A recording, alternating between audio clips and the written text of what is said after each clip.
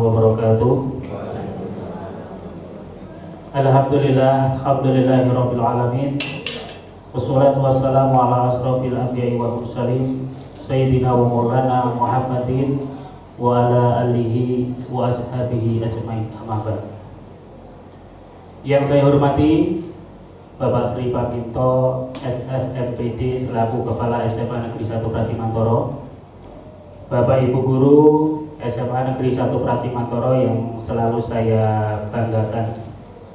Yang pertama dan utama, tidak lupa marilah kita panjatkan syukur kita kehadirat Allah Subhanahu wa taala, yang mana alhamdulillah pada kesempatan hari ini kita masih diberi banyak sekali nikmat sehat sehingga kita bisa hadir di ruangan ini untuk acara diseminasi budaya positif SMA Negeri 1 Pracimantoro dengan keadaan baik, tidak ada halangan suatu apapun. Amin.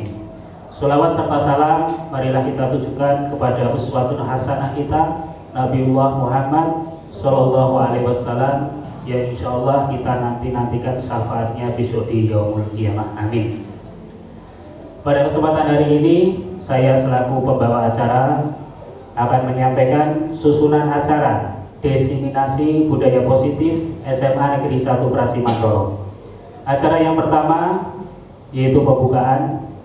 Acara yang kedua menyanyikan lagu Indonesia Raya. Acara yang ketiga yaitu sambutan dari Bapak Kepala SMA Negeri 1 Pracimantoro. Acara yang keempat yaitu inti diseminasi budaya positif SMA Negeri 1 Pracimantoro, dan acara yang terakhir yaitu penutup.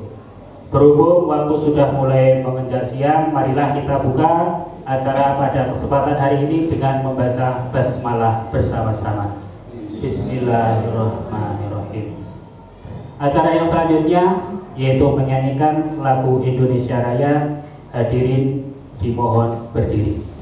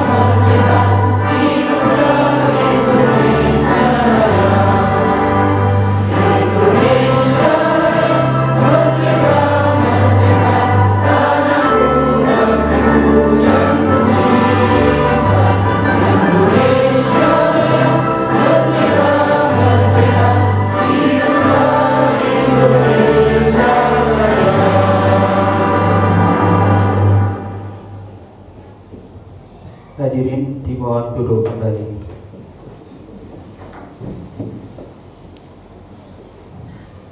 Acara yang ketiga yaitu sambutan dari Bapak Kepala Sekolah kepada beliau Bapak Sri Papinto SSMPD, dipersilakan.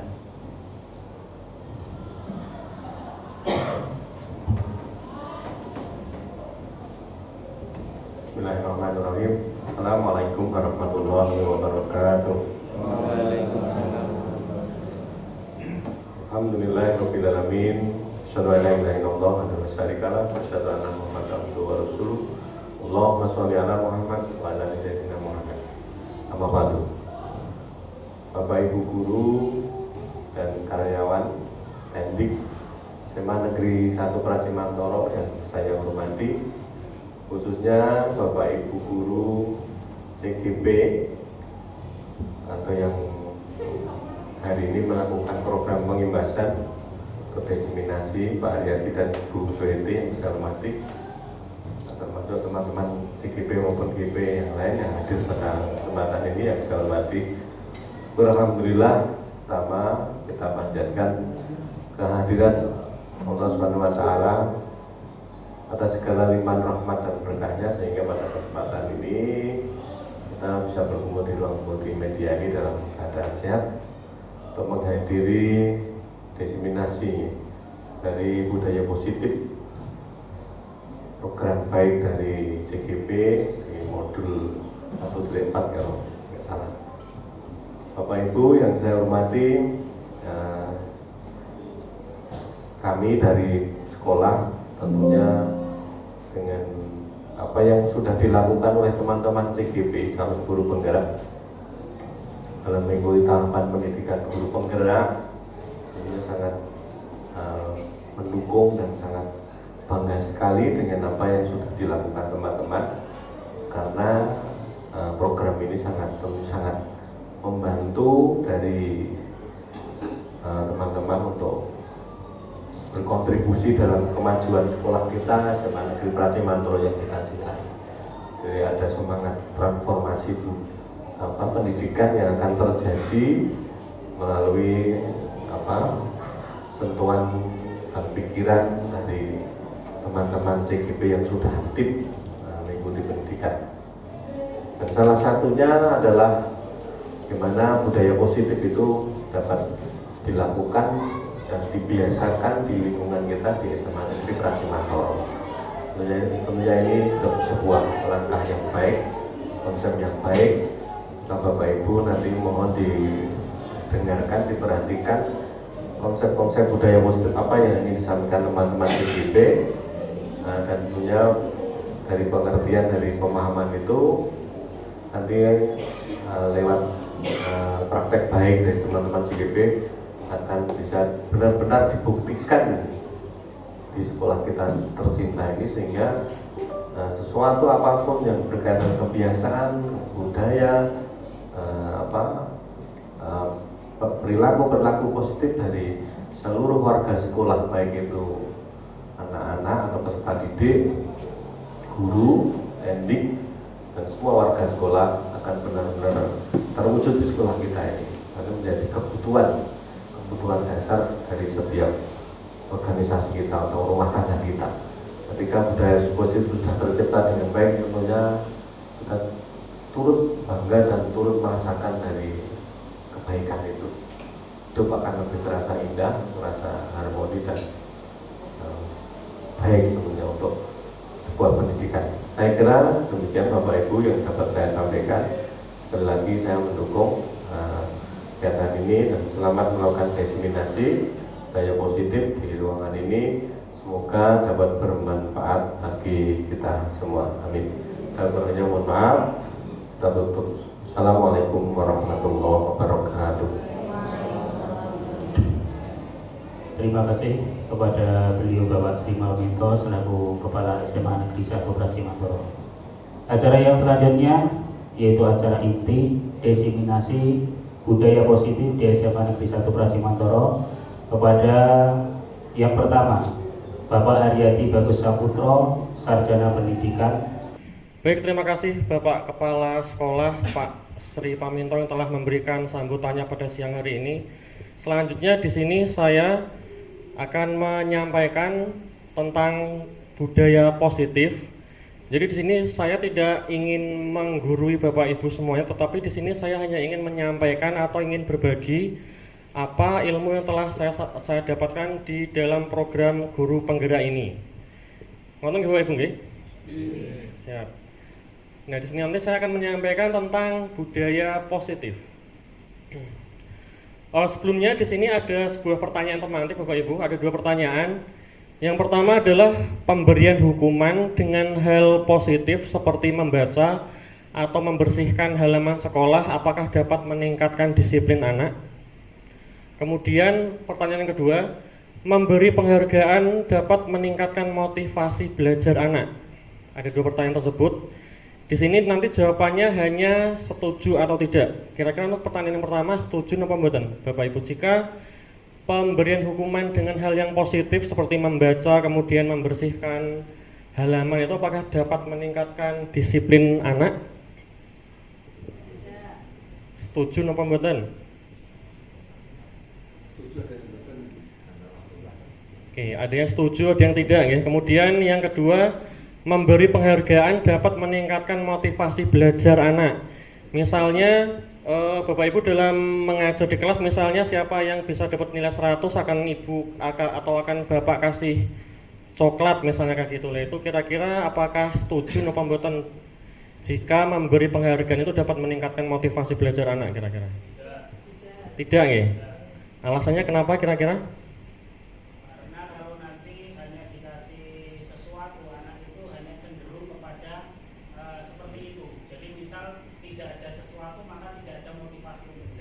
Baik, terima kasih Pak Eri, sangat luar biasa jawabannya.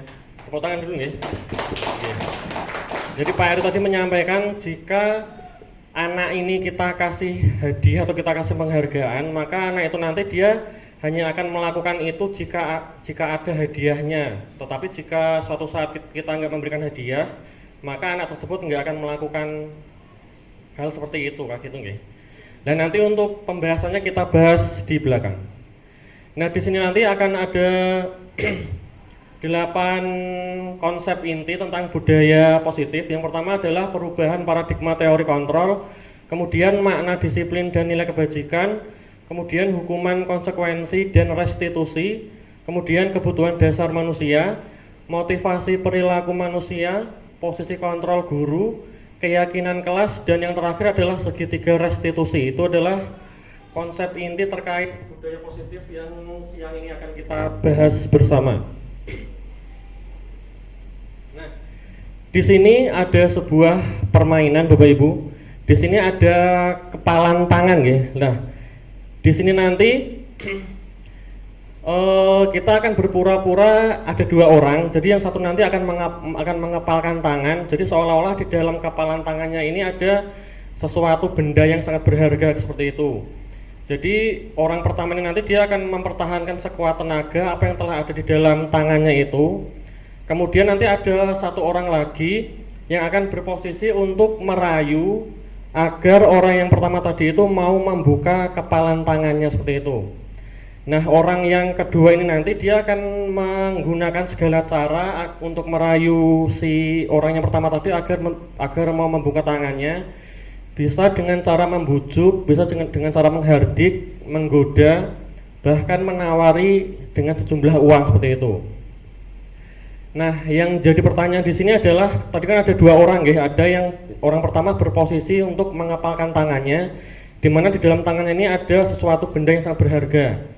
Kemudian ada orang satu lagi yang meminta agar orang pertama ini mau membuka kepalan tangannya seperti itu.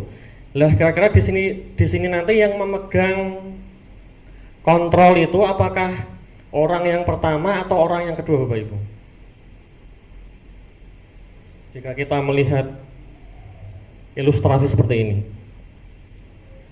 kira-kira yang memegang kontrol ini adalah orang yang tetap mempertahankan kepalan tangannya atau orang yang berusaha untuk membuka kepalan tangan orang pertama tadi yang memegang posisi yang pertama yang memegang.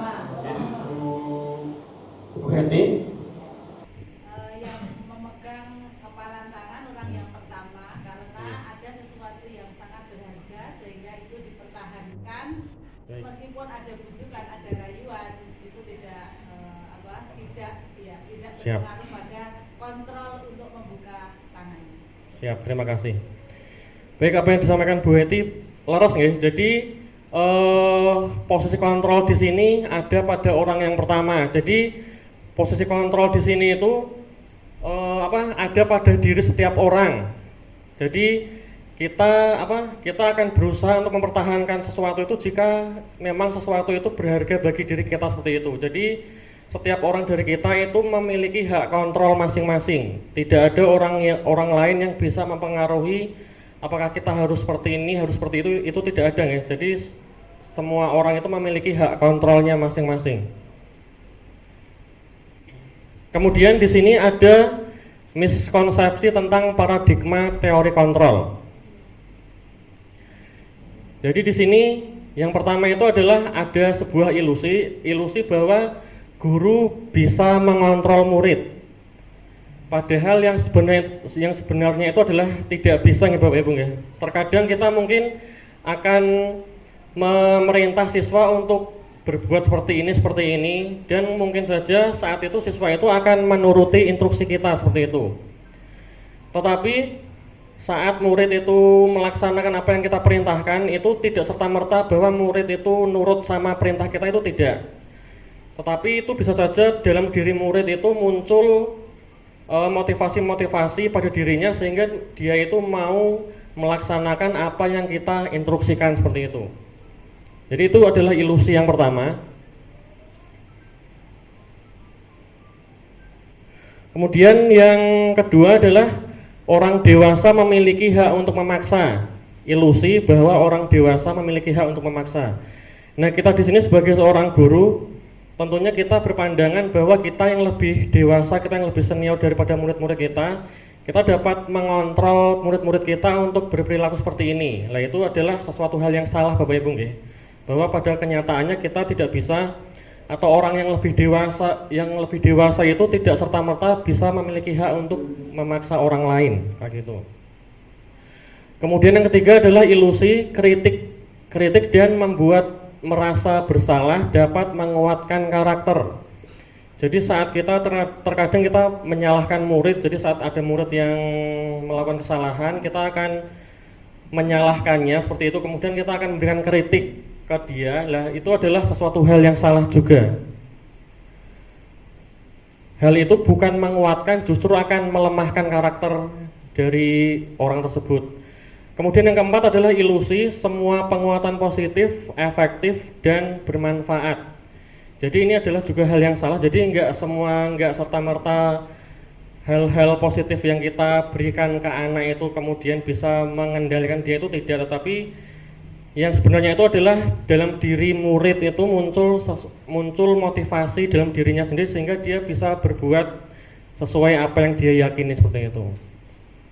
Jadi ini adalah terkait 4 miskonsepsi paradigma teori kontrol yang sering kita alami sebagai seorang pendidik. Kemudian yang selanjutnya, nah di sini ada beberapa contoh atau ciri dari perubahan paradigma teori kontrol. Yang pertama ini, yang sebelah kiri ini adalah stimulus respon, kemudian yang sebelah kanan ini adalah teori kontrol atau pilihan sebagaimana yang seharusnya kita jalankan. Jadi kalau menurut stimulus respon, yang pertama adalah realitas atau kebutuhan kita sama. Kemudian kalau menurut teori kontrol, realitas kebutuhan kita itu berbeda. Jadi setiap orang itu memiliki kebutuhan yang berbeda-beda, termasuk murid kita juga nih. Jadi murid kita di kelas itu walaupun mungkin jenjangnya sama-sama kelas 10, lah itu kan mereka tetap memiliki perbedaan. Mulai dari karakteristik, mulai dari latar belakang mereka, lah itu adalah perbedaan-perbedaan yang ada yang harus kita pahami. Seperti itu Bapak Ibu. Kemudian yang kedua menurut stimulus respon adalah semua orang melihat hal yang sama. Kemudian kalau menurut teori kontrol, setiap orang memiliki gambaran yang berbeda. Nah ini contohnya adalah misalnya saat kita memandang, misalnya ada 2 orang yang memandang sebuah sekolahan.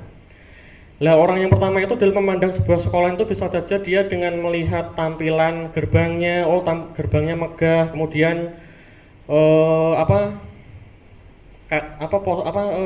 tampilan gedungnya itu dari depan terlihat megah, terlihat bagus seperti itu. Kemudian orang yang kedua itu memandang sekolahan itu dari bagaimana karakteristik dari murid-muridnya itu seperti apa, kemudian melihat seperti apa profil lulusannya kayak gitu. Jadi setiap orang itu memiliki pandangan yang berbeda-beda walaupun dia memandang dalam satu pandangan yang sama.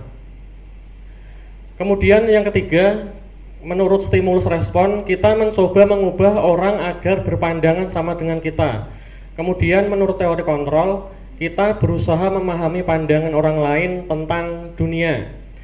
Jadi di sini kita bukan terus memaksakan bagaimana pandangan atau pendapat itu bisa diterima oleh orang lain, tetapi di sini kita berusaha agar kita bisa memahami pendapat dari orang lain yang tentunya itu sangat berbeda-beda. Jadi kita di sini harus bisa memahami adanya perbedaan. Kemudian yang keempat, menurut stimulus respon, perilaku buruk dilihat sebagai suatu kesalahan, sedangkan menurut teori kontrol, semua perilaku memiliki tujuan. Jadi saat kita melihat siswa kita itu melakukan sebuah kesalahan, itu tidak serta-merta anak itu, oh kamu ini salah, kayak gitu, enggak. Tetapi setiap perbuatan yang dilakukan oleh murid kita itu pasti memiliki sebuah tujuan. Misalnya yang sering kita lihat setiap hari, anak-anak kita itu sering-seringnya itu yang cowok itu adalah bermain bola di halaman. Nah itu kita nggak bisa serta-merta langsung menyalahkan, kamu ini salah karena bermain bola di jam pelajaran misalnya, kayak gitu. Lah kita nggak tahu apa yang yang menyebabkan anak itu kok bermain bola.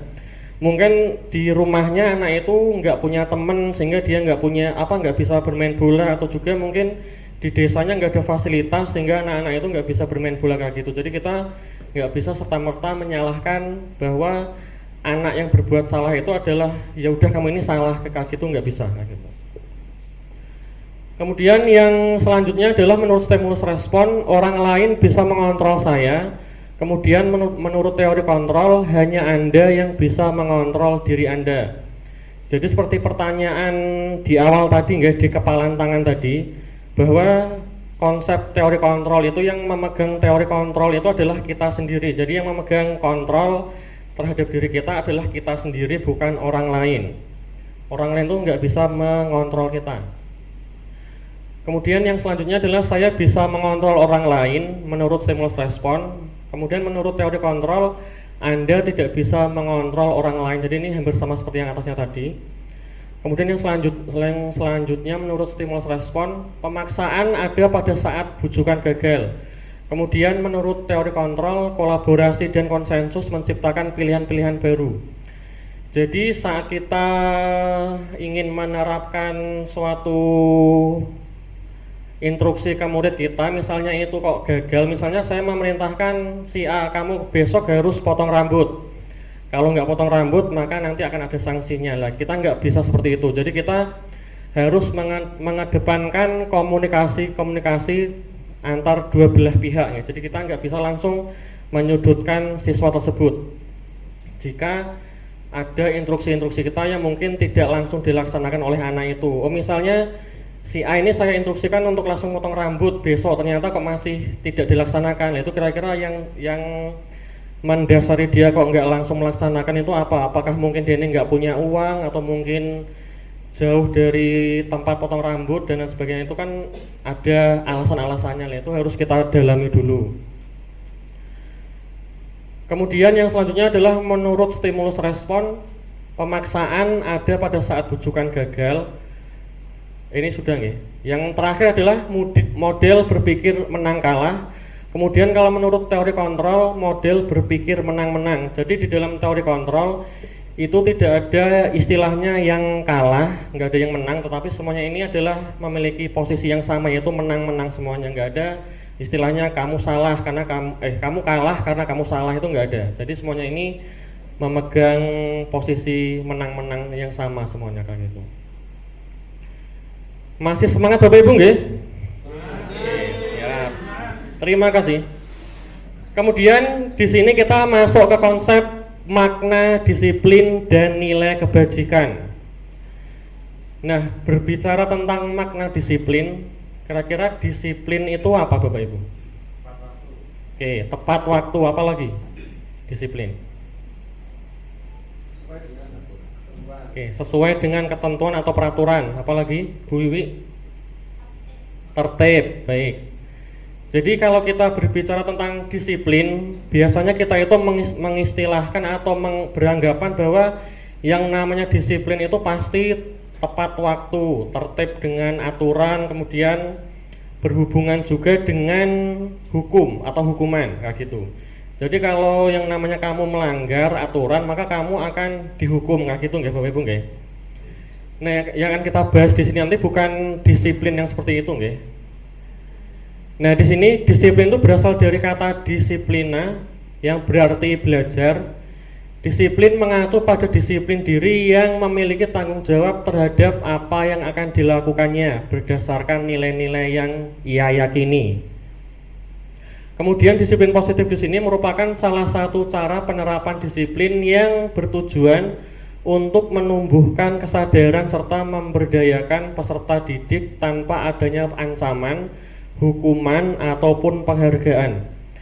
Jadi di sini kita kata disiplinnya itu ditambah dengan kata positif Bapak Ibu nggak. Jadi kalau disiplin dalam arti yang biasa itu kan biasanya berhubungan dengan tertib, kemudian sesuai aturan, kemudian berkaitan juga dengan hukuman. Nah kalau di dalam disiplin positif ini kita akan berusaha untuk menerapkan hal-hal yang positif, yang positif terhadap anak, tetapi tanpa adanya ancaman, tanpa adanya hukuman ataupun adanya penghargaan kayak gitu. Jadi di sini kita ingin menumbuhkan bagaimana keyakinan-keyakinan yang baik itu bisa tumbuh dalam diri anak. Nah, di sini sebagai seorang pendidik kita harus mampu menciptakan peserta didik yang memiliki disiplin diri sehingga mereka berperilaku mengacu kepada nilai-nilai kebajikan universal dan memiliki motivasi intrinsik dalam perubahan perilaku ke arah yang lebih baik. Jadi kita sebagai seorang pendidik memiliki tujuan ini Bapak Ibu. Jadi kita harus menciptakan bagaimana kita harus mewujudkan peserta didik ini agar dia dapat memiliki disiplin diri, disiplin positif dalam dirinya masing-masing, di mana disiplin positif itu nanti akan mengacu kepada nilai-nilai kebajikan universal. Nah, di sini terkait dengan nilai-nilai kebajikan universal ini contohnya apa Bapak Ibu? Contoh dari nilai-nilai kebajikan universal. Misalnya gini ya, misalnya memakai helm saat berkendara itu adalah sebuah kewajiban. Berarti di sini ada sebuah nilai kebajikan apa? Keselamatan, betul. Jadi yang namanya nilai kebajikan itu adalah nilai yang diakui dimanapun. Jadi tanpa berbeda suku, tanpa berbeda agama, budaya, semuanya mengakui jika kita saat berkendara itu harus memakai helm itu adalah untuk keselamatan, maka semuanya juga memiliki pandangan yang sama. Oh, budaya suku ini juga seperti itu, kemudian suku ini juga seperti itu. Jadi yang namanya nilai kebajikan itu diakui oleh semua golongan tanpa pandang agama, budaya, suku dan sebagainya. Jadi kalau kita berkendara harus memakai helm itu adalah untuk keselamatan. Kemudian saat pandemi kemarin itu kan kita diwajibkan harus memakai masker Bapak Ibu. Itu adalah sebuah nilai kebajikan apa berarti kalau memakai masker itu? Apa Bu? Oke, kesehatan nggih. Jadi tentu Bapak Ibu semuanya berpandangan kalau saat pandemi kemarin kita harus memakai masker itu nilai kebajikannya adalah untuk menjaga kesehatan. Maka semuanya sepakat nggih, nggak ada yang nggak sepakat nggih, kayak gitu nggih. Nah, itu adalah contoh dari nilai-nilai kebajikan universal. Kemudian selain itu kita di sini juga harus bisa menumbuhkan motivasi intrinsik dalam diri siswa. Jadi saat siswa itu sudah muncul motivasi intrinsik dalam dirinya masing-masing, maka siswa itu akan bisa berperilaku sesuai yang kita harapkan tanpa adanya paksaan ataupun hukuman. Nah, selanjutnya di sini nilai-nilai kebajikan adalah sifat-sifat positif manusia yang merupakan tujuan mulia yang ingin dicapai oleh setiap individu. Nilai-nilai tersebut bersifat universal dan lintas bahasa, suku, bangsa, agama maupun latar belakang. Jadi seperti yang saya sampaikan tadi bahwa nilai kebajikan universal itu adalah nilai-nilai mulia yang ingin kita capai dan itu bersifat global, diakui oleh semua orang. Kemudian dengan mengaitkan nilai-nilai kebajikan yang diyakini, maka seseorang itu akan memunculkan motivasi intrinsiknya sehingga menggerakkan motivasi diri dari dalam untuk dapat mencapai tujuan mulia yang dia inginkan. Jadi saat kita mengaitkan nilai-nilai kebajikan itu kemudian akan kita yakini, maka di situ nanti akan muncul yang namanya motivasi intrinsik atau motivasi yang berasal dari dalam dirinya, sehingga di situ nanti akan menggerakkan kita untuk kita dapat mencapai sebuah tujuan mulia yang ingin kita capai. Kemudian yang ketiga, nilai-nilai kebajikan yang ingin dicapai oleh setiap peserta didik di Indonesia adalah profil pelajar Pancasila. Jadi yang namanya nilai-nilai kebajikan universal itu ada banyak Bapak Ibu, tidak cuman yang ada di dalam profil pelajar Pancasila saja. Tetapi di sini kita hanya akan mengkhususkan, yaitu membahas nilai-nilai kebajikan yang ada di dalam profil pelajar Pancasila. Karena di sini kita sebagai seorang pendidik di sini kita berkewajiban untuk menanamkan nilai-nilai kebajikan universal yang ada di dalam profil pelajar Pancasila, sehingga tujuannya nanti adalah saat murid-murid kita ini nanti lulus dari sekolah ini, mereka dapat dapat menguasai nilai-nilai profil pelajar Pancasila tersebut. Nah, nilai-nilai profil pelajar Pancasila itu ada apa saja Bapak Ibu? Nah, di sini yang pertama ada beriman, bertakwa kepada Tuhan Yang Maha Esa dan berakhlak mulia. Kemudian yang kedua mandiri, yang ketiga bernalar kritis, kemudian yang keempat ada kreatif, kemudian yang kelima bergotong royong, dan yang keenam adalah berkebinekaan global. Jadi itu adalah nilai-nilai profil pelajar Pancasila, di mana ini adalah menjadi tujuan pendidikan yang ada di negara kita Indonesia. Jadi diharapkan nanti semua peserta didik kita itu nanti dapat menyerap dan dapat mewujudkan nilai-nilai profil pelajar Pancasila ini dalam kehidupan sehari-harinya. Nah, kemudian sekarang kita masuk ke motivasi perilaku manusia. Jadi manusia itu dalam dia melakukan sebuah tindakan itu pasti ada tujuannya, pasti ada alasannya, pasti ada motivasinya. Nah, di sini kita akan mempelajari ada 3 motivasi perilaku manusia dalam bertindak.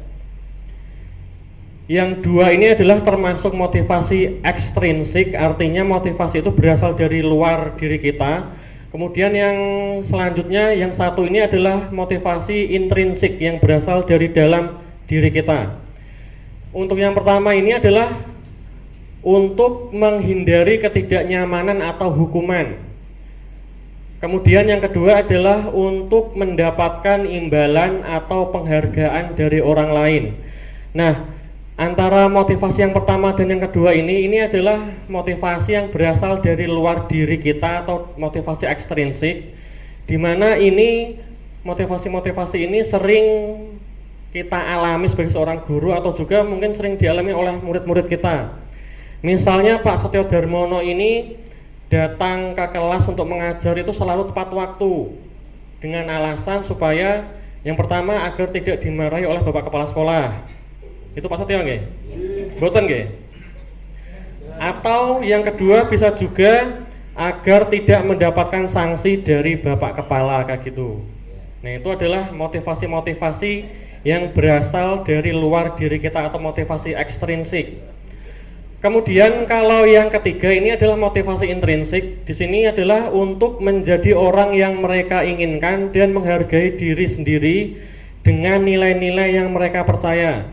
Jadi misalnya Pak Setio tadi selalu datang ngajar ke kelas itu selalu tepat waktu.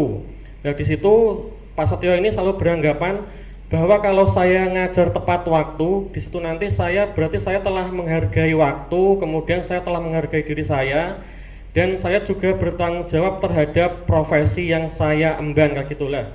Kalau Pak Setio itu memiliki motivasi seperti itu, berarti dalam diri Pak Setio itu sudah muncul yang namanya motivasi intrinsik Bapak Ibu nggih. Jadi itu adalah motivasi yang tumbuh dari dalam dirinya sendiri. Begitupun dengan murid-murid kita, mungkin murid-murid kita itu sering tertib mengerjakan PR, tertib mengerjakan tugas, itu mungkin di dalam diri murid-murid kita itu ada motivasi-motivasi ekstrinsik ini, entah untuk menghindari hukuman, oh misalnya kurang garap PR pasti bakal dihukum, kemudian saya akan mengerjakan PR dengan sungguh-sungguh supaya dapat nilai yang bagus kayak gitu. Nah, itu bisa saja masih sering kita jumpai Bapak Ibu nggih di dalam murid-murid kita nggih. Nah, di sini peran kita sebagai seorang guru adalah kita harus menumbuhkan motivasi intrinsik dari dalam diri murid-murid kita, agar nantinya murid-murid kita itu dapat menjadi seseorang yang benar-benar yang kita harapkan. Jadi misalnya dia ini mengerjakan tugas dengan tertib, berarti itu adalah karena mereka ini memang menghargai dirinya sendiri dan dia ini ingin menjadi orang-orang yang benar-benar orang-orang yang berhasil, bukan karena adanya motivasi intrinsik karena takut hukuman ataupun hanya ingin mendapatkan nilai yang bagus kayak gitu. Kemudian yang selanjutnya adalah ada hukuman, konsekuensi, dan restitusi. Yang sering kita dengar bersama mungkin hukuman Bapak Ibu nggih. Jadi misalnya ada siswa kita yang telat sampai sekolahan, kemudian akan kita berikan hukuman. Misalnya disuruh push up 50 kali, nah itu adalah sebuah hukuman Bapak Ibu nggih. Nah, selain hukuman, kita nanti juga akan mengenal yang namanya konsekuensi dan restitusi. Nah, di sini ada 3 perbedaan mendasar antara hukuman, konsekuensi, dan restitusi. Untuk yang pertama, hukuman, di sini hukuman itu dia bersifat satu arah. Jadi dia ini hanya saklek. Jadi yang memutuskan adalah guru biasanya. Jadi dari guru akan memutuskan ke murid, kamu salah, kamu hari ini telat, maka kamu saya hukum push up 50 kali. Itu adalah sebuah hukuman. Kemudian tanpa melalui suatu kesepakatan. Jadi ini benar-benar saklek dari guru nih. Jadi nggak ada kesepakatan dulu di awal dengan murid. Kemudian yang ketiga adalah hukuman yang diberikan bersifat fisik maupun psikis. Jadi hukuman itu dia kebanyakan bersifat fisik. Jadi entah dihukum push up, dihukum lari dan sebagainya kayak gitu Bapak Ibu. Kemudian konsekuensi, kalau konsekuensi di sini adalah sudah disepakati bersama murid. Jadi berbeda dengan hukuman tadi. Kalau konsekuensi di sini dia sudah disepakati bersama murid. Jadi di awal itu sudah ada kesepakatan dengan murid, antara guru dengan murid. Misalnya seperti ini, misalnya Bu Wiwi lagi ngajar di kelas, kemudian Bu Wiwi ini memperingatkan ke salah satu siswanya, jika kamu ini tidak masuk atau tidak mengerjakan PR dari ibu selama 3 kali atau sebanyak 3 kali, maka nanti kamu akan mendapatkan sebuah konsekuensi, yaitu kamu akan menulis PR tersebut sebanyak 3 kali kayak gitu. Itu adalah sebuah contoh konsekuensi. Jadi konsekuensi di sini dia ini sudah ada kesepakatan di awal antara guru dengan siswa terlebih dahulu.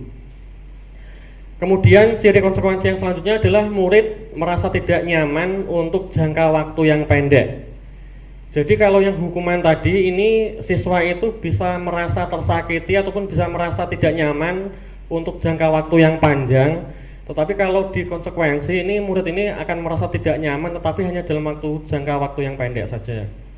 Kemudian ciri yang ketiga berdasarkan suatu data yang umumnya dapat diukur. Jadi seperti yang saya contohkan tadi, misalnya Bu Wi memperingatkan ke salah satu siswanya, jika kamu tidak mengerjakan PR dari Ibu sebanyak 3 kali, maka kamu nanti akan Ibu kasih konsekuensi, yaitu mengerjakan PR itu sebanyak 3 kali juga kayak gitu. Itu adalah contohnya.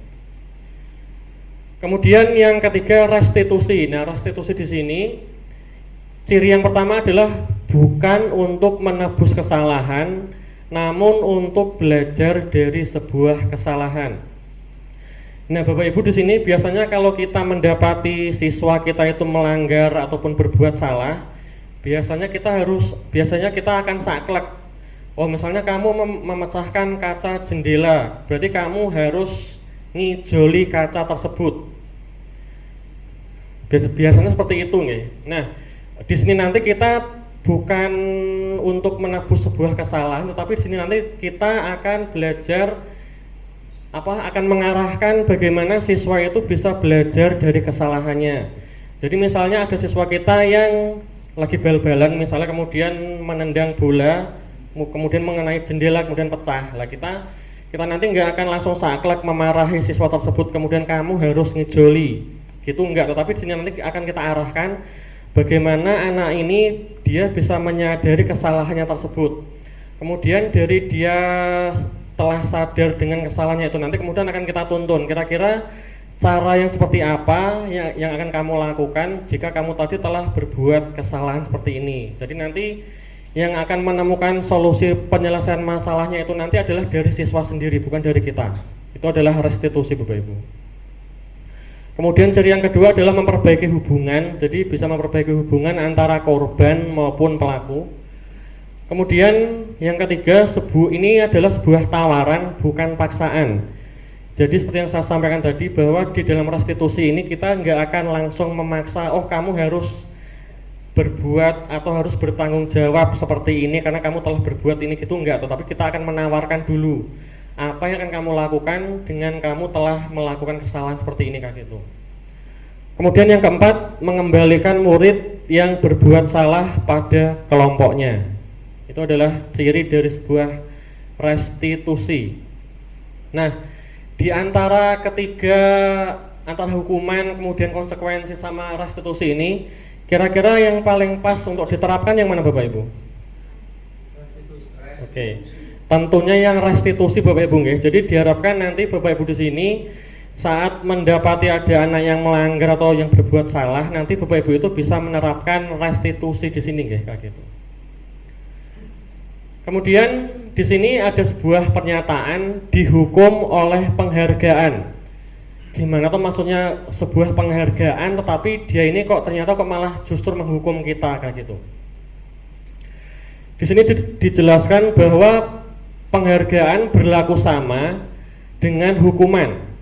Dalam arti meminta atau membujuk seseorang melakukan sesuatu itu untuk memenuhi suatu tujuan tertentu dari orang yang meminta atau membujuk.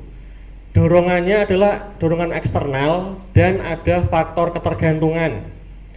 Jadi antara hukuman dan penghargaan itu adalah sesuatu yang sama, Bapak Ibu.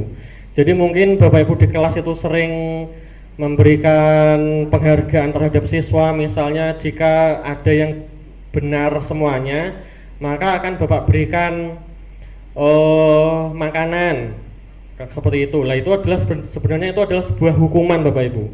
Jadi saat suatu ketika kita nggak memberikan penghargaan ke siswa tersebut, bisa jadi siswa tersebut dia nggak akan melakukan hal yang sama seperti saat kita memberikan penghargaan tadi.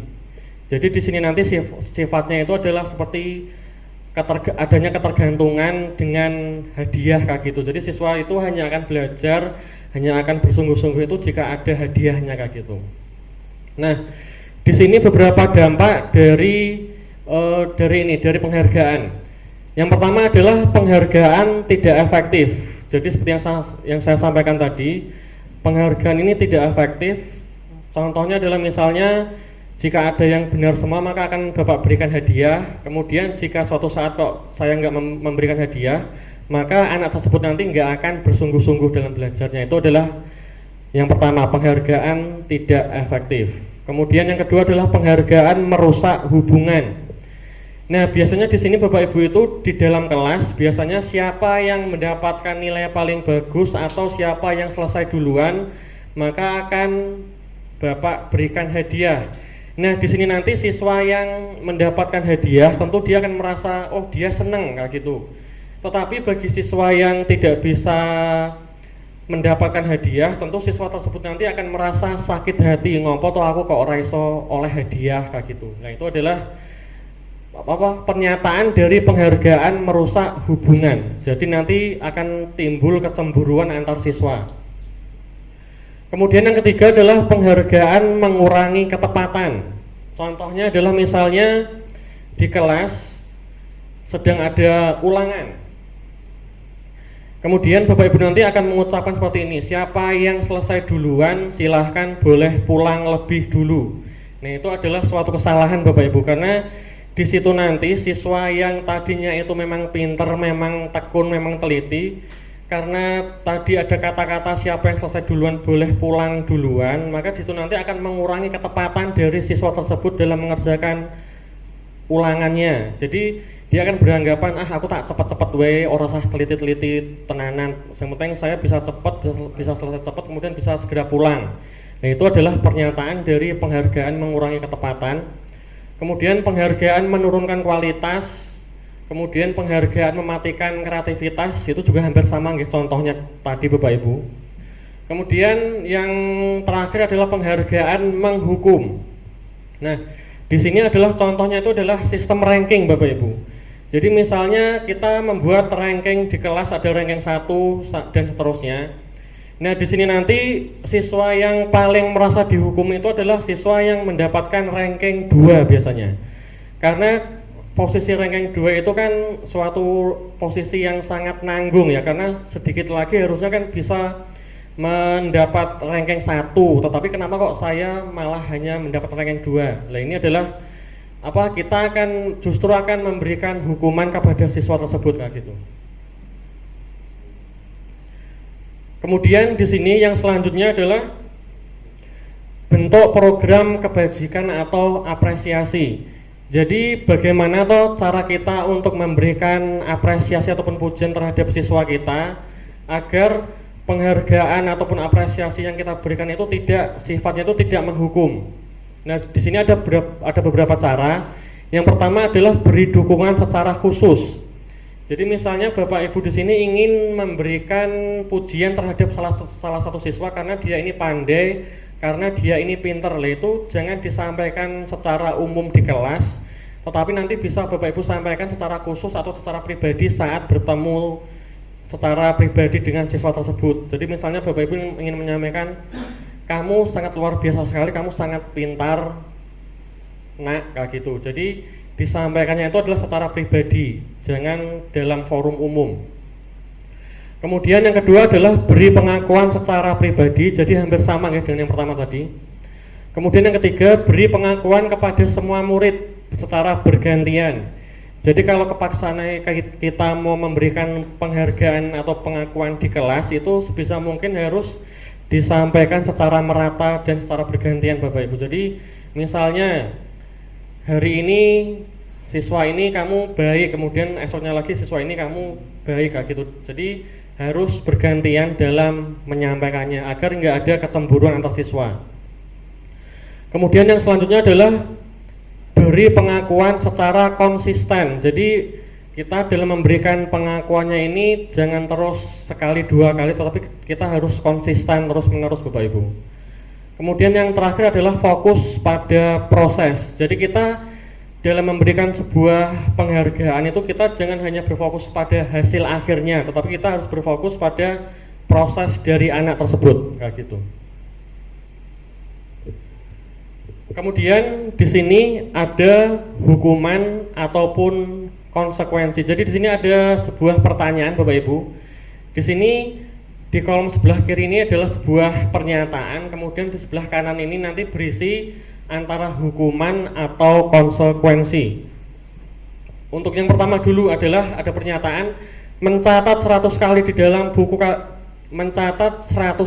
di dalam buku kalimat saya tidak akan terlambat lagi karena terlambat ke sekolah.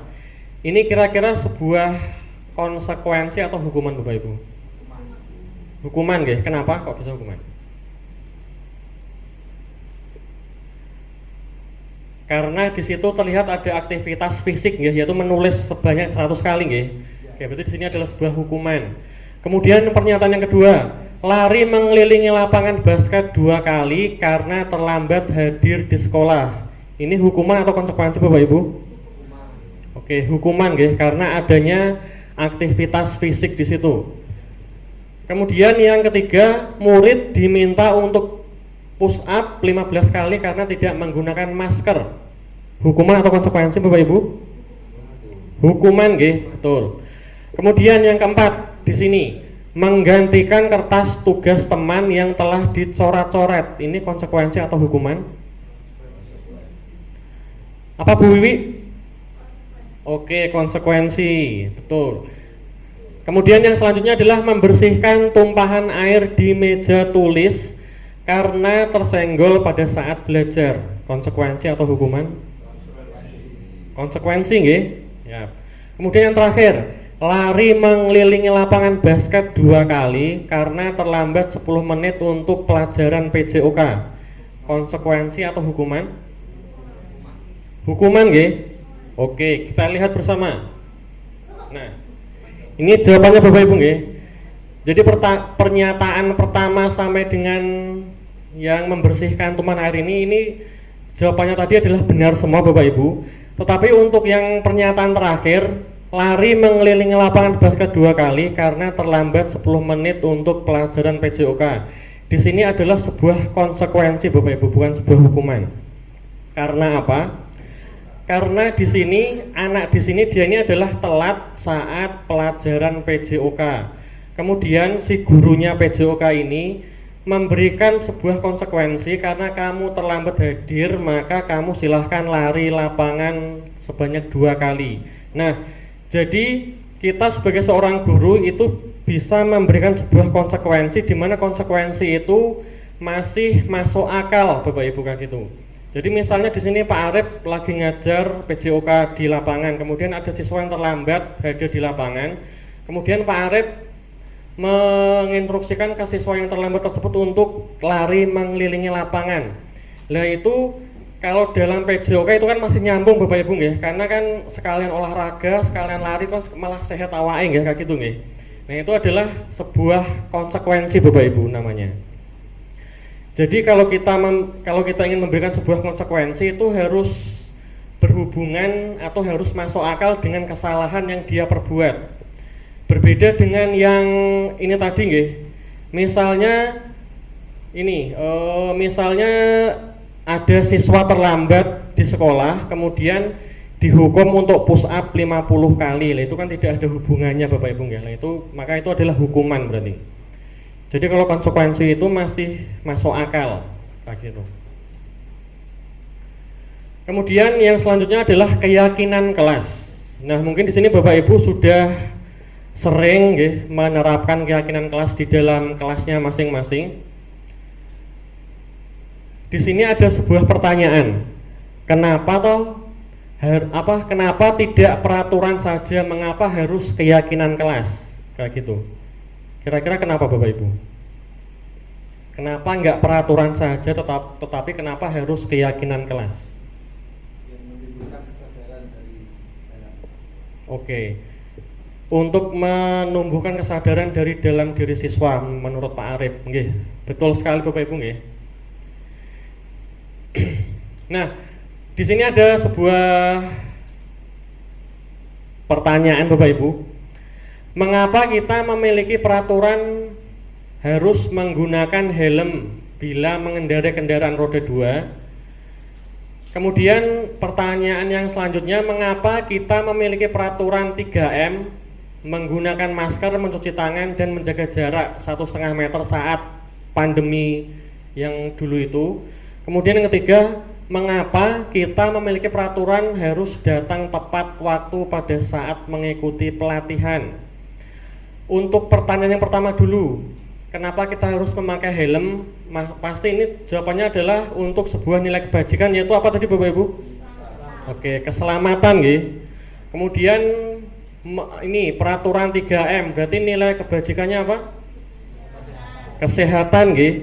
Kemudian mengapa kita ini harus datang tepat waktu saat mengikuti pelatihan? Kira-kira nilai kebajikannya apa?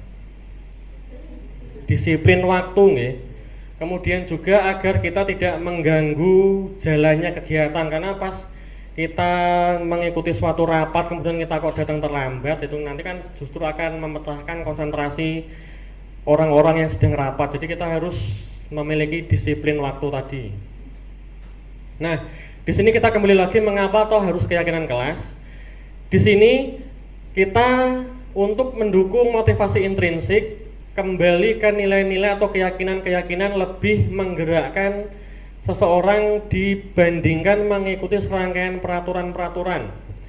Jadi setiap orang dari kita itu daripada mengikuti serangkaian aturan-aturan yang diberikan, pasti kita itu akan lebih nyaman saat kita itu melakukan apa nilai-nilai yang kita yakini dalam diri kita sendiri.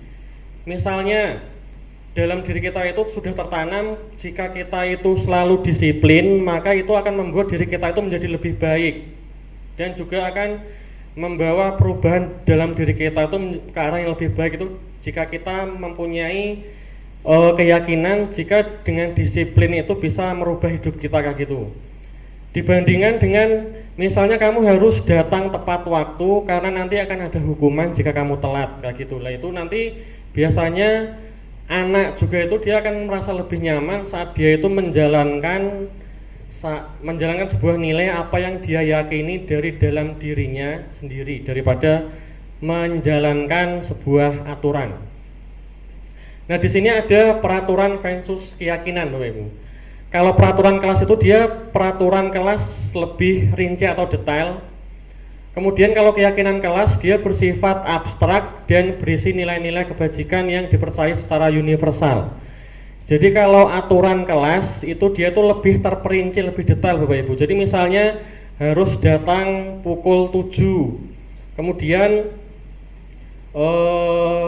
tidak boleh membuang sampah sembarangan. Kemudian hari Senin, Selasa, Rabu, Kamis, Jumat harus memakai seragam ini seperti itu.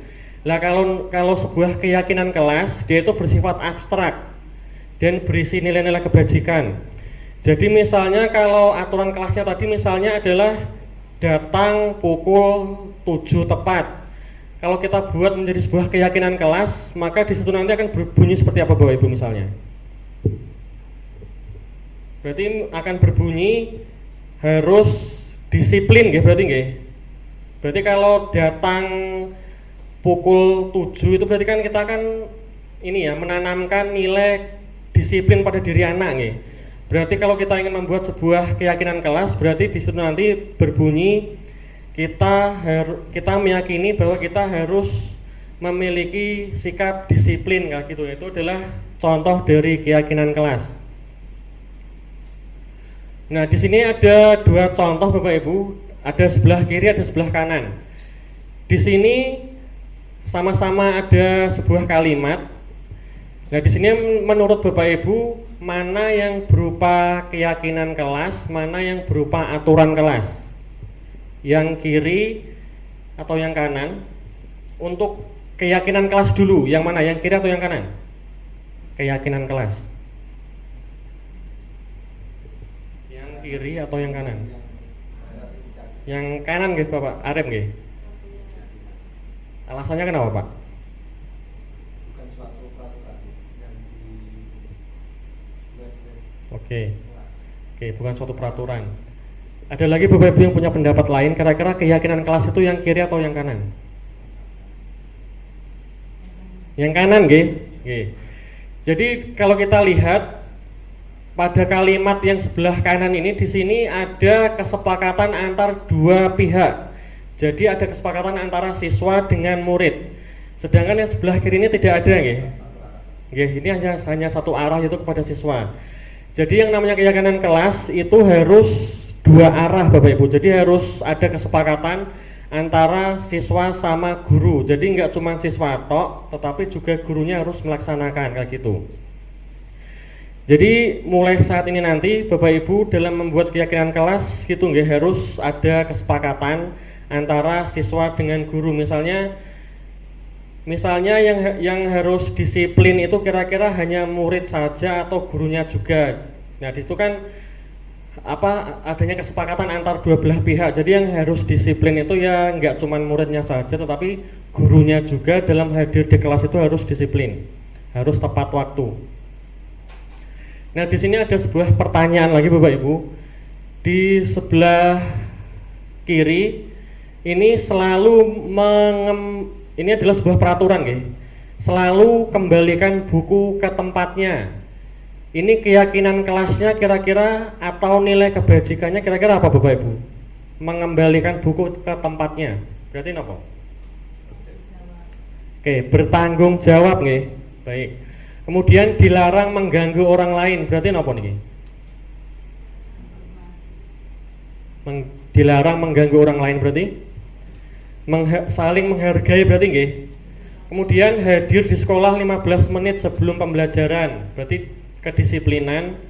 Kemudian dilarang melakukan kekerasan. Berarti napa niki? Napa berarti? Saling menyayangi. Baik, kita lihat langsung mawon. Ini adalah jawabannya nggih. Jadi selalu mengembalikan tadi adalah tanggung jawab. Kemudian dilarang mengganggu orang lain ini adalah menghormati. Kita harus saling menghormati. Kemudian hadir 15 menit sebelum pembelajaran dimulai ini adalah menghormati orang lain. Bisa juga berkomitmen pada dirinya sendiri. Kemudian dilarang melakukan kekerasan ini adalah untuk keselamatan dan juga menghormati orang lain. Kemudian dilarang menggunakan narkoba, ini adalah untuk kesehatan. Kemudian bergantian atau menunggu giliran, berarti kita harus saling menghormati antar satu dan yang lain. Kemudian juga bersabar. Kemudian menggunakan masker, ini adalah untuk kesehatan dan keselamatan. Kemudian jangan berlari di kelas atau di koridor, ini adalah untuk kesehatan dan keselamatan. Jadi yang namanya keyakinan kelas itu adalah berisi nilai-nilai kebajikan yang kita sepakati bersama Bapak Ibu. Kayak gitu. Nah, dengan adanya sebuah peraturan, kemudian adanya keyakinan kelas tadi, diharapkan nanti bisa berkembang terus itu nanti menjadi sebuah lingkungan yang positif. Kemudian juga akan berkembang lagi menjadi sebuah budaya positif Bapak Ibu. Jadi dengan adanya keyakinan kelas di sini nanti kita akan mewujudkan sebuah budaya positif di lingkungan sekolah kita. Nah, di sini ada 5 kebutuhan dasar manusia, di mana 5 kebutuhan dasar ini adalah kebutuhan yang harus dimiliki oleh setiap orang Bapak Ibu, termasuk oleh murid-murid kita. Nah, saat murid kita ini tidak menerima atau tidak mendapatkan 5 kebutuhan dasar manusia ini, maka bisa dipastikan murid kita itu nanti dia akan melakukan sebuah penyimpangan atau sebuah pelanggaran. Misalnya yang sering kita alami adalah murid-murid kita yang orang tuanya atau dari keluarga broken Bapak Ibu. Itu biasanya mereka ini akan bertindak tidak sesuai dengan aturan, misalnya sering membolos. Kemudian di sekolah itu biasanya cuma ngalamun kayak gitu. Nah, itu adalah adanya kebutuhan yang tidak terpenuhi. Misalnya jika dari keluarga broken itu berarti yang tidak terpenuhi itu nilai apa Bapak Ibu? Kasih sayang nggih. Oke, betul. Nah, di sini ada 5 kebutuhan dasar manusia. Yang pertama adalah kasih sayang dan rasa diterima, kemudian kesenangan, kemudian kebebasan, kemudian ada kekuasaan, dan yang kelima adalah bertahan hidup. Itu adalah 5 kebutuhan dasar manusia. Nah, di sini peran kita sebagai seorang guru, kita harus bisa memahami dari masing-masing siswa kita. Jadi saat siswa kita itu melakukan sebuah kesalahan atau melanggar sebuah aturan, kita sebisa mungkin kita harus bisa gali dulu, kira-kira kamu ini melakukan sebuah kesalahan ini karena apa toh? Atau motivasi yang melatar belakang kamu berbuat seperti ini itu karena apa? Apakah karena kurangnya perhatian dari orang tua, ataukah mungkin ada hal-hal lain yang membuat dia bertindak seperti itu? Jadi di sini kita harus bisa memahami 5 kebutuhan dasar dari siswa kita. Nah, kemudian di sini ada 5 posisi kontrol Bapak Ibu. Jadi sebagai seorang guru kita biasanya itu memiliki 5 atau sering berhadapan dengan 5 posisi kontrol ini.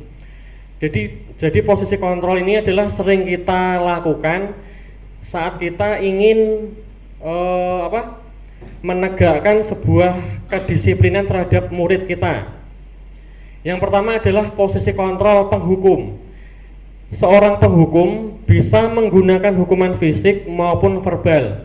Orang-orang yang menjalankan posisi penghukum senantiasa mengatakan bahwa sekolah memerlukan sebuah sistem atau alat yang dapat lebih menekan murid-murid lebih dalam lagi. Guru-guru yang menerapkan posisi penghukum ini, dia akan berkata seperti ini. Contohnya adalah, patuhi aturan saya atau awas ya. Kemudian kamu selalu saja salah. Kemudian yang ketiga, pasti selalu yang terakhir selesai kamu. Jadi ini adalah kata-kata yang sering dilakukan oleh seorang penghukum. Apakah Bapak Ibu sering berada pada posisi penghukum ini? Mboten nggih? Mungkin sebagian masih ada nggih. Tetapi diharapkan kita di sini jangan menjalankan posisi sebagai seorang penghukum. Karena yang namanya penghukum itu nanti pasti akan memberikan rasa kekecewaan pada diri murid kayak gitu. Kemudian posisi kontrol yang kedua adalah pembuat rasa bersalah. Nah, pada posisi ini biasanya guru akan bersuara lebih lembut. Pembuat rasa bersalah akan menggunakan keheningan yang membuat orang lain merasa tidak nyaman, bersalah atau rendah diri. Kata-kata yang sering diucapkan itu seperti contoh seperti ini. Ibu sangat kecewa sekali dengan kamu, nak. Berapa kali bapak harus memberitahu kamu ya? Gimana coba kalau orang tua kamu tahu kamu berbuat seperti ini? Jadi di sini seorang guru ini dia akan membuat seolah-olah peserta didik ini sebagai seseorang yang bersalah kayak gitu Bapak Ibu. Nah, di posisi ini murid akan memiliki penilaian diri yang buruk tentang diri mereka. Murid merasa tidak berharga dan telah mengecewakan orang lain yang disayanginya kayak gitu. Jadi posisi pembuat rasa bersalah ini juga sebaiknya dihindari Bapak Ibu, karena itu kurang baik bagi murid. Kemudian posisi kontrol yang ketiga adalah sebagai teman. Nah, di sini mungkin Bapak Ibu yang terbiasa suka humoris, suka bercanda dengan murid-muridnya, itu bisa jadi Bapak Ibu di sini memegang posisi kontrol sebagai teman. Jadi di sini guru pada posisi ini tidak akan menyakiti murid, namun akan tetap berupaya mengontrol murid melalui persuasi atau melalui sebuah bujukan. Guru di posisi teman menggunakan hubungan baik dan humor dengan muridnya. Jadi guru ini tipikal guru yang suka bercanda dengan teman-temannya, dengan murid-muridnya, seperti Pak Tulus gitu nggih. Pak Tulus itu kalau di kelas biasanya sering bercanda dengan murid-muridnya. Nah, di sini kalimatnya itu contohnya adalah ayo bantulah demi Bapak ya. Ayo ingat tidak bantuan Bapak selama ini. Ya sudah, kali ini tidak apa-apa, nanti Ibu bantu bereskan. Jadi ini adalah kata-kata yang sering disampaikan oleh guru sebagai teman. Nah, posisi sebagai teman ini ada hal positif, ada juga hal negatifnya. Untuk hal negatifnya adalah dari posisi teman ini, yaitu jika suatu saat guru tersebut tidak membantu, maka murid itu akan kecewa dan berkata, saya pikir bapak atau ibu itu adalah teman saya. Nah, di sini murid merasa dikecewakan dan tidak mau lagi berusaha kayak gitu. Itu adalah jika posisi teman. Yang keempat adalah posisi pemantau. Nah, pemantau di sini berarti mengawasi nggih. Pada saat kita mengawasi, kita akan bertanggung jawab atas perilaku orang-orang yang kita awasi. Biasanya pertanyaannya itu berupa peraturannya apa, kemudian apa yang telah kamu lakukan, sanksi atau konsekuensinya apa. Nah, di sini seorang pemantau sangat mengandalkan penghitungan catatan data yang dapat digunakan sebagai bukti atas perilaku seseorang. Jadi guru yang menjalankan posisi pemantau di sini, dia akan menjalankan sebuah konsekuensi untuk menegakkan kedisiplinan terhadap murid-muridnya Bapak Ibu. Jadi misalnya ini tadi nggih, apa yang telah kamu lakukan, kemudian sanksi atau konsekuensinya apa. Jadi di sini guru ini dia akan menjalankan posisi atau akan menjalankan sebuah konsekuensi terhadap muridnya jika ada muridnya yang melanggar. Jadi sudah ada kesepakatan di awal antara guru dan murid jika muridnya itu melanggar aturan. Kemudian yang kelima adalah posisi manajer. Nah, dari kelima posisi kontrol ini tadi diharapkan Bapak Ibu di sini semua nanti kita dapat memiliki atau dapat mencapai posisi manajer ini Bapak Ibu. Pada posisi ini guru berbuat sesuai bersama dengan murid. Berbuat sesuatu bersama dengan murid, mempersilahkan murid mempertanggungjawabkan perilakunya, kemudian mendukung murid agar dapat menemukan solusi atas permasalahannya sendiri. Seorang manajer akan berkata, apa yang kita yakini. Jadi di sini guru-guru di sini dia akan mengembalikan murid tersebut kepada keyakinan-keyakinannya yang telah dia yakini. Misalnya di kelas itu kan sudah ada kesepakatan kelas, sudah ada keyakinan kelas. Kemudian misal ada siswa yang terlambat, di sini guru itu akan mengatakan, di sini kamu telah terlambat datang di sekolah. Nah, di sini kira-kira kamu telah melanggar sebuah keyakinan kelas yang telah kita sepakati atau tidak.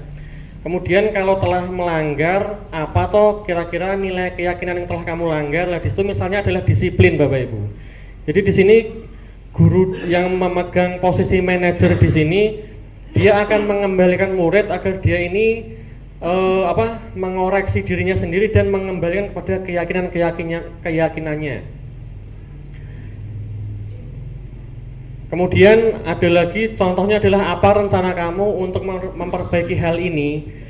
Jadi di sini kita akan menawarkan kepada murid langkah apa yang akan dia lakukan dengan dia telah melakukan sebuah kesalahan itu. Jadi bukan dari kita akan memaksakan kamu harus begini itu tidak, tetapi kita akan menawarkan ke siswa.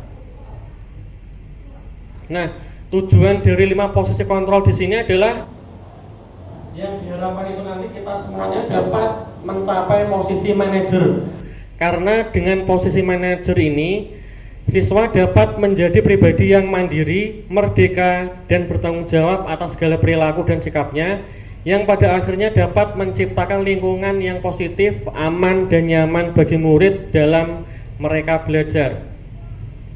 Nah, ini yang terakhir Bapak Ibu, ini adalah segitiga restitusi.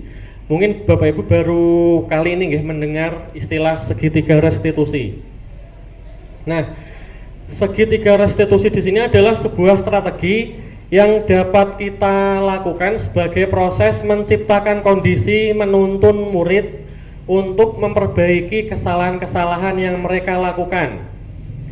Jadi di sini nanti kita akan berposisi sebagai manajer, kemudian kita akan menjalankan restitusi ini Bapak Ibu untuk menghadapi siswa-siswa yang mungkin melanggar sebuah aturan kayak gitu. Nah, di sini sebuah restitusi itu memiliki beberapa ciri. Yang pertama adalah restitusi bukan menebus kesalahan, tetapi untuk belajar dari sebuah kesalahan. Kemudian restitusi itu memperbaiki hubungan. Kemudian restitusi itu adalah tawaran, bukan paksaan. Kemudian restitusi itu menuntun untuk melihat ke dalam dirinya, ke dalam diri siswa tersebut. Kemudian restitusi itu mencari kebutuhan dasar yang mendasari tindakannya itu kira-kira apa. Kemudian restitusi itu adalah sebuah cara yang terbaik. Kemudian restitusi itu adalah fokus pada karakter bukan tindakan. Kemudian restitusi itu menguatkan. Kemudian yang terakhir restitusi itu mengembalikan siswa yang berbuat salah kepada kelompoknya masing-masing. Nah, di sini ada segitiga restitusi seperti ini Bapak Ibu. Jadi ada 3 langkah dalam pelaksanaan restitusi. Yang pertama adalah kita akan menstabilkan identitas si murid ini. Nah, di sini pertanyaan yang kita gunakan adalah misalnya semua orang pasti pernah melakukan kesalahan yang sama sepertimu, nak. Atau kamu bukan satu-satunya yang pernah melakukan kesalahan ini. Dulu Bapak juga pernah seperti kamu, kayak gitu. Itu adalah contoh untuk menstabilkan identitas. Jadi di sini kita akan berusaha untuk mengembalikan siswa ini dari posisi negatif kepada posisi yang positif. Kemudian langkah yang kedua adalah validasi tindakan yang salah. Di sini pertanyaan yang dapat kita lakukan yang pertama adalah adakah cara yang lebih efektif untuk mendapatkan apa yang kamu butuhkan? Atau yang kedua, kamu tentu punya alasan mengapa kamu melakukan kesalahan ini, nak. Kayak gitu. Jadi di sini kita akan mengorek kira-kira anak ini melakukan sebuah kesalahan itu motivasinya itu apa kira-kira atau alasannya itu apa. Kemudian langkah yang terakhir atau yang ketiga adalah menanyakan keyakinan. Nah, di sini kita akan mengembalikan pada sebuah keyakinan kelas tadi terkait keyakinan-keyakinan apa yang telah kita sepakati bersama. Di sini pertanyaannya yang pertama adalah keyakinan kelas apa yang telah kita sepakati bersama. Kemudian yang kedua, kamu ingin menjadi orang yang seperti apa atau kayak gitu. Itu adalah contoh kalimatnya. Nah, di sini ada sebuah contoh penerapan segitiga restitusi Bapak Ibu. Halo Isya, saya mendengar keluhan dari beberapa Bapak Ibu guru yang lain. Katanya kamu sering tidak mengerjakan PR ya? Iya, benar Pak. Baik, apakah kamu merasa jika tidak mengerjakan Pak itu adalah sebuah kesalahan? Iya, saya merasa bersalah Pak karena tidak mengerjakan tugasnya. Baik, melakukan sebuah kesalahan itu adalah hal yang wajar dan pasti semua orang pernah melakukannya, termasuk teman-temanmu juga. Tapi di sini Bapak tidak ingin mencari siapa yang salah dan siapa yang benar. Di sini Bapak ingin membantumu agar kita bisa sama-sama menemukan sebuah solusi agar ke depan kamu tidak mengulangi kesalahan yang sama. Baik Pak. Nah, kamu sering tidak mengerjakan PR ini tentu kamu mempunyai sebuah alasan. Coba kamu jelaskan alasannya apa? Karena saya kurang bisa membagi waktu, jadi saat sepulang sekolah saya sibuk membantu menyelesaikan pekerjaan rumah. Setelah itu saya kelelahan dan ketiduran Pak. Tetapi tadi pagi kamu tidak kesiangan bangunnya dan tidak terlambat sampai di sekolah ya? Tidak Pak. Baik, di sini kamu setelah melakukan hal-hal yang baik setidaknya yaitu kamu tidak kesiangan bangun, kemudian kamu tidak terlambat sampai di sekolah. Namun di sini dengan kamu tidak mengerjakan PR ini, apakah kamu merasa kamu telah melanggar keyakinan kelas yang telah kita buat bersama? Iya Pak, saya merasa telah melanggarnya. Kira-kira keyakinan kelas apa yang telah kamu langgar? Saya kurang bertanggung jawab akan tugas-tugas yang telah diberikan Pak. Baik. Di sini kamu merasa penting atau tidak menjadi seseorang yang bertanggung jawab itu? Sangat penting Pak. Nah, jika kamu di sini menganggap hal itu penting, maka langkah-langkah apa yang akan kamu lakukan agar ke depan kamu tidak melakukan kesalahan yang sama lagi? Saya akan berusaha untuk membagi waktu dengan baik dan akan menyelesaikan tugas-tugas yang ada dengan tepat waktu dan menyelesaikan semuanya. Baik, Bapak dukung semua hal baik itu. Semoga ke depan kamu tidak melakukan kesalahan yang sama lagi ya. Baik Pak, terima kasih.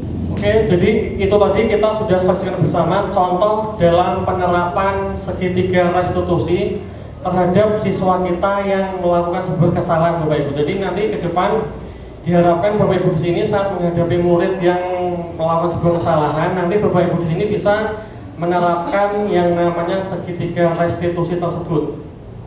Oke, mungkin sekian yang dapat saya sampaikan, yang dapat saya bagikan Bapak Ibu. Jadi di sini sekali lagi saya bukan ingin menggurui, tetapi saya hanya ingin berbagi ilmu yang telah saya dapatkan di dalam program guru penggerak ini. Sekali lagi terima kasih atas kehadirannya Bapak Ibu semuanya, dan semoga kita nantinya dapat bersama-sama mewujudkan lingkungan sekolah yang positif, kemudian bisa mewujudkan pembiasan-pembiasan yang positif, di mana muaranya nanti adalah kita dapat mewujudkan budaya-budaya positif di sekolah kita, sehingga sekolah kita ini akan mewujudkan lingkungan yang nyaman, aman bagi siswa untuk mereka untuk belajar. Itu yang dapat saya sampaikan. Kurang lebihnya mohon maaf. Wassalamualaikum warahmatullahi wabarakatuh.